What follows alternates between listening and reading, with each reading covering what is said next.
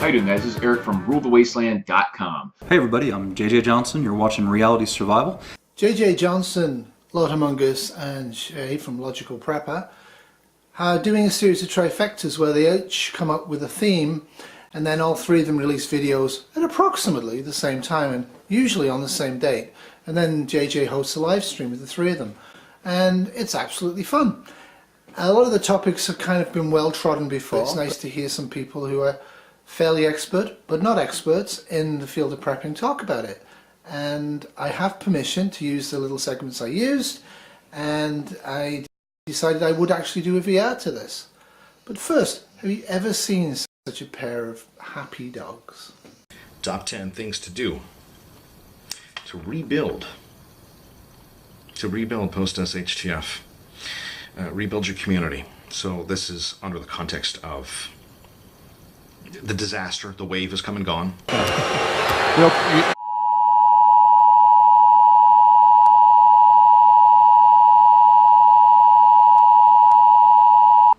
The following message is being transmitted at the request of the Office of Civil Defense. A massive nuclear attack is currently taking place. The survivors are left.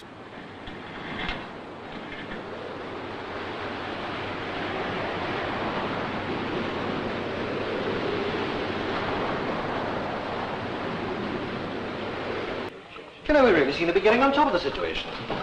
I think we can relax for a little bit. I certainly hope so. May I have a piece of chocolate? No, thanks, old lad. I think I'll go up to the restroom and have a puff at this. All right.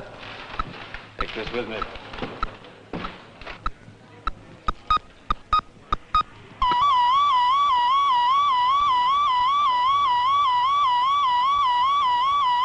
You've bugged out. You've got your team. Maybe you've brought some people into your team during your travels, during some trips in and out of the town. And where do you begin? What are the top 10 things you would do? Wow! Huples cat. You asked me, Shay, so I'm going to tell you what I'll do. So first off, I'd like to say I broadly agree with all three of them. But I don't think they were thinking big picture here.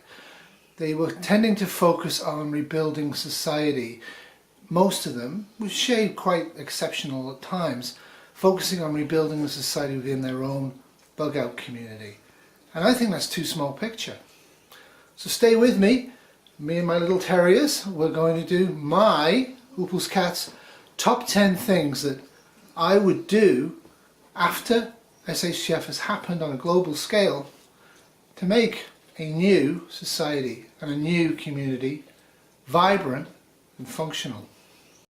So I survived. I was lucky. My preps worked. I'm not going to focus on that. I think it's kind of irrelevant. What about society? What's the top 10 things I'm going to do? The first thing I'm going to do, once it's safe to do so, is I'm going to scavenge. I'm going to scavenge widely, send teams out to scavenge, and I'm looking for specific things. I'm looking for seeds, I'm looking for garden tools, looking for hose pipe for irrigation, containers to hold rainwater, large amounts of it. I'm looking for boots. I'm looking for strong outdoor clothing. I want to rebuild society. This isn't about my group's survival. The other two things I'm going to really search for as much as I can, it's kind of three really. Car batteries, marine batteries, any type of battery I can get. As much diesel as I can get. And solar panels, as many of them as I can get. Power is going to be critical to rebuild society. I have enough for my bug out group. That's not enough to rebuild society. I think the principal thing that I have a problem with the three videos is, although they do to various degrees mention the importance of agriculture and food production, I don't think they, and I think generally I don't think preppers get it. Once it's safe to garden, everybody over the age of 10 or 12, every day, maybe Sundays off, is going to be gardening. Hunting, fishing, preserving food, but definitely gardening. I need a large amount of soil. I need it to be turned over. I need to plant. It's not going to be a supplement to going to Costco anymore. I don't care how much supplies you have. Your supplies are for a rainy day and to help you out if you have a lot of crickets or if you have a bad summer. The supplies are emergency supplies. And just because SHTFs happen doesn't mean that you can just eat all these tinned tuna and spam and feel good about yourself. You've got to get gardening, and that means everybody, every day. Maybe for an hour, maybe for 2 hours. Some people all day if they're good at it. But everybody, every day, has got to garden. It's going to be the single most important activity anybody does in any group post a global SHTF until community and society is built up again. This one wasn't mentioned by anybody, but it's kind of important. All throughout human history, there's been one scientific observational component of life that's been key and critical, whether it was the Mayans or the Egyptians or Paleolithic Englishmen. A calendar, a working, functional calendar. This might sound stupid, it's absolutely critical for a society that's based upon agriculture to regrow. You've got to figure out when June the 21st is. Any decent compass will point to the north. When the sun rises above the horizon, at its most northerly point, that is the summer solstice. You have to start recording that each and every year. You have to try, if you can, to keep paper records. There's various methods of doing this, but it's going to be very easy to lose track of the actual date. Don't. You're going to need it for agriculture. Time, you might lose track of time. You can figure that out. Certainly, while we're rebuilding society, the only importance time has for us is the sun up and has the sun gone down? That's the working day. Whilst everybody else seems to go for the obvious, like plumbers and electricians, they're utterly useless to rebuild society. Useless. What you need is chemistry. You need a technological industry. You need to be able to make potash and soda lime. You need to develop electricity that you can keep producing once the solar panels have died. You need to figure this out early on. You need power, you need reliable power, and you need to start a chemical industry. Without chemicals, over time, there will be no rebuilding of society. We need glass. Soda lime. How do you make that? Clue, seaweed. Potash, how do you make that? It's pretty simple. Burn some wood. The other effect of the chemical industry with potash and soda lime is you're now able to make good quality paper from wood fibres.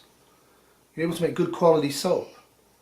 You can make hard lies and all the rest of it, but what we need to do is get a technological society that has good sanitation, a strong purpose, and the ability to rebuild, not just reuse, the stuff that was in the society that has now fallen.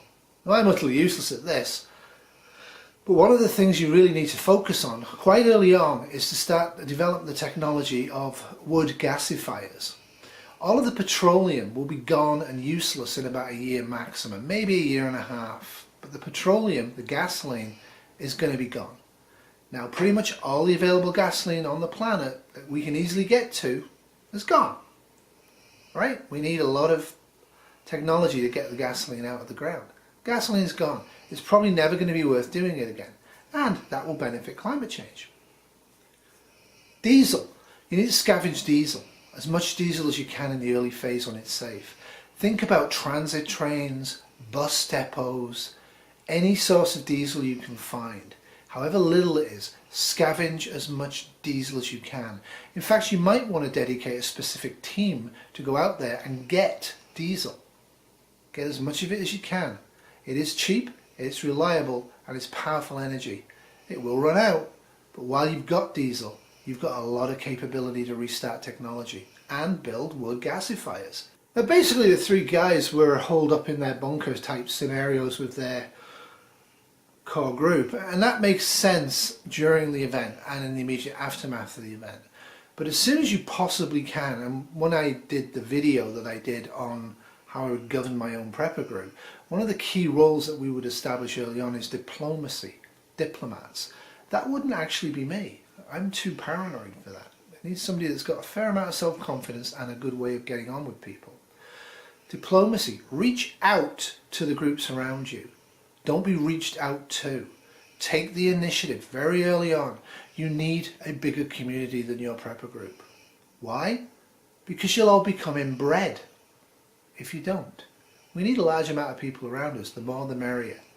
So in the initial phase, I'm reaching out for them for trade, mutual support, to offer things we have in abundance, to take stuff that they have in abundance, to become good and known neighbours. It also means I may identify some threats, but more on that later. Reaching out might mean you build signal fires on hillsides. That may be the only way of doing it, depending on what's going on. You can build quite simple radios using a pencil and a razor blade. There's lots of things we can do. We're clever. We've forgotten. Okay, all of this is going on. It's going on well. Diesel, basically, we've got as much as we can, etc., etc. I would then start focusing on a different component of rebuilding the community. This is going to be books, knowledge, even artworks. It's really important that we all have our prepper books on homesteading and how to rebuild society books. I've got them. We need a lot more than that. We need a lot of technical books. We need a lot of basic chemistry and physics and biology books.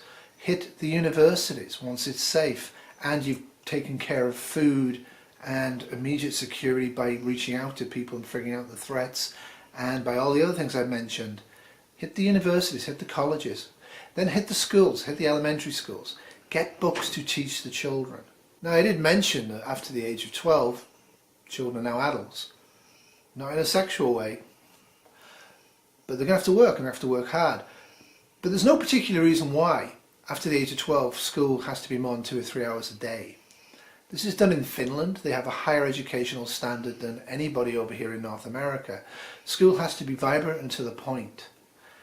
And we're going to be in very great danger of spending a lot of time teaching our children to be little commandos, but no time at all teaching them to read and write to a high level. A high level of literacy is absolutely fundamental to be able to regain the lost technologies and knowledge from the books. Have a school. Have it not as an afterthought. Have it taught by people who are smart. Don't teach them garbage, right? Don't teach them myths. Teach them scientific truth. The scientific method has to be instilled in everybody in society. Skepticism, doubt, experiment, theorize, test. If you do that, you're not going to believe in chemtrails. If you do that, you're not going to believe the earth is flat. Give them stuff to do that's going to make them be critical thinkers. Don't stifle the next generation. They've got enough problems to deal with because of what we've done to their world. Hopefully you've got some skills already, but you're going to need a lot more skills than this. We're going to have to preserve a lot of food. We have to preserve a pile of food. We have to grow as much food as we can, and we have to preserve as much of it as we can, and we have to figure out how to transport it over distance as quickly as we can. Why? It's all about the prepper group surviving, right? No. If you want to rebuild society, you need to do the last thing on the list. Are you ready for this one? The governance of society has to be open, transparent, free from corruption, with checks and balances that don't stifle the ability of the government to govern or to be able to respond to critical situations. But you do need a government system, and you do need law, and you do need a way of seeking justice. Now, I would suggest restorative justice. I really would. Capital crimes will exist for certain things, expulsions, stocks, peer pressure. Peer pressure is a lot more strong in a survival group situation I think people take credit for. And you know, if there's crazy people in the group, you're going to have to figure that one out. That's a whole different topic. But I'm assuming best case here. Okay, what am I going to do? Now, security was a major focus, and rightly so. And certainly in the survival phase and the post-aftermath phase, it's a very serious problem. Now, my concern is that a lot of groups, having gone through that period and having contacted by hook or by crook other groups around them, may well become somewhat passive and inward looking. This is what has happened in all previous generations of humanity. What stimulates a growth of society is warfare, armed struggle. Now, I'm a pacifist, I'll tell you that right now. But in SHTF, I want a secular, open and fair and free society to develop. I don't want it to be an unfair, inequitable, capitalistic society that has fallen. I think that would be a huge error. So what I'm going to do is, once it's safe to do so, I've got all the other things I've mentioned sorted out, and we've got teams of people working on stuff, and we've got children being educated in the scientific method, I'm going to develop a new model army. Foot soldiers in the initial phase. We might trek out to some northern outposts and find some decent weaponry, but I want an army. Now initially it's going to be territorial. It'll just be people working, but they train for a couple of hours a week or a half a day a week, because we have to spend a lot of time gathering stuff and making food, right? But eventually my army is going to encounter local groups that are hostile or otherwise not going to stay where they are. My army will engage them and crush them. If we encounter other groups that we can work with, we'll work with them and we'll seek to absorb them into our political milieu by peaceful methodology. Rome did this. Rome did it very successfully until it got corrupt and unaccountable. And then it took still centuries to fall. So I'm going to look for a Roman model here with a Senate, no emperor, sorry Mr. President, and we're going to have accountability and we're going to have term limits and we're not going to have cronyism, and there's going to be very careful. There's going to be open free meetings where any adult over the age of 12 can go to and hold the bottle and speak, and everybody has to shut up and listen until they put the bottle down. Now initially that works well with a small group. With a larger group we'll have to figure something else out, probably sub-meetings and subgroups, whatever. It can get complicated, but until we have technology, till we can feed everybody and have a guaranteed surplus, all of that stuff's luxury. We've got to conquer, preferably by appealing to people's hearts and minds, but if not, we have to crush them. We have to conquer, we have to spread as fast as we can and as far as we can, allowing for our agriculture and gasification process. All of this time we are continuing to try and rebuild lost technologies in new ways with easier equipment and more sane methods of not dealing with waste and creating pollution. All of this stuff's going to be important. It's going to be a green society that's going to pack a punch. At a certain point we'll start sailing ships down the major rivers of North America. At a certain point we'll start putting planes in the sky. We have to eradicate the borders. The longer humanity stays in a state of tribalism in small bug-out groups or even large bug-out groups, the longer and harder it will be to actually regain any sort of international society that is meaningful. And that's my threat and that's my problem that I see from the focus on security. Security is absolutely vital during the SHTF and the immediate after phase. It's probably more vital than, it is more vital than gardening and anything else, including healthcare. But once you're through that initial impact phase and the disastrous aftermath, you need to focus on building a new society. And this does not mean focusing on the limited distances that you can walk or drive in a bicycle or drive on a horse around. You need to get in a vehicle, and once the diesel runs out, that vehicle better be able to be converted to wood gasification. Okay? So that's my take on it, guys. I enjoyed doing this. I wasn't going to do any of the VRs this because they're immensely popular series and I didn't want to, but when I heard your 3 videos I really liked them and I agree with them, but I still think you're thinking very small, macro, early phase SHTF. We've got to think long term. We can't obviously act on day one for long term goals, but that's what we need to do. We need to obliterate the borders. At the end of all of this process, in 100 years or 50 years or 25 years after the event, or even 10,000 years after the event, we need a society of people that are free from religious dogma, free from political dogma, that are respectful, fairly intelligent, articulate, and can read and write, with a strong science background in everybody in society, and a strong technological society that is not accumulative nor wasteful. Liberal vegan prepper rant over. Remember, in SHTF, tomorrow will always be worse than today, unless you prepare. And preparing means thinking long term and having hope. Doodles!